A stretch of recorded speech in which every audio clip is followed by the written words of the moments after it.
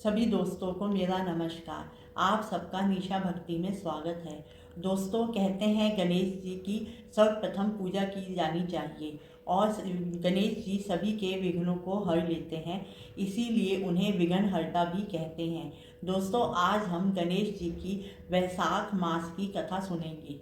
पुराने जमाने में रति देव नामक एक राजा था। उसके राज्य में एक ब्राह्मण रहता था जिसका नाम था धर्मकेतु। धर्मकेतु की दो पत्नियां थीं। एक का नाम था सुशीला और दूसरी का नाम था चंचलता।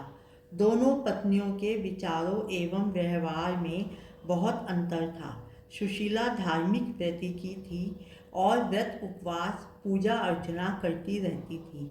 इसके विपरीत चंचलता भोग विलास में मस्त रहती थी। वह शरीर के श्रृंगार पर ही अधिक ध्यान देती रहती थी। किसी व्रत उपवास या पूजा अर्चना में उसका कुछ लेना देना नहीं था। कुछ दिनों बाद धर्मकेतु की दोनों पत्नियों के संतान हुई। सुशीला के पुत्री हुई और चंचलता ने एक पुत्र को जन्म दिया। चंचलता सुशीला से कहती रहती थी, सुशीला, तूने इतने व्रत उपवास करके अपने शरीर को सुखा लिया, फिर भी तेरे लड़की हुई। मैंने कोई व्रत उपवास या पूजा अर्चना नहीं की, फिर भी पुत्र को जन्म दिया। कुछ दिन तक तो सुशीला सुनती रही, पर जब अति हो गई तो उसे बहुत गुस्सा आया। उसने गणेश जी की आराधना की। गणेश जी प्रसन्न हुए तो उनकी कृपा से सुशीला की पुत्री के मुंह से बहुल्य मोती मूंगे निकलने लगे। एक रूपवान पुत्र भी उसने जन्मा।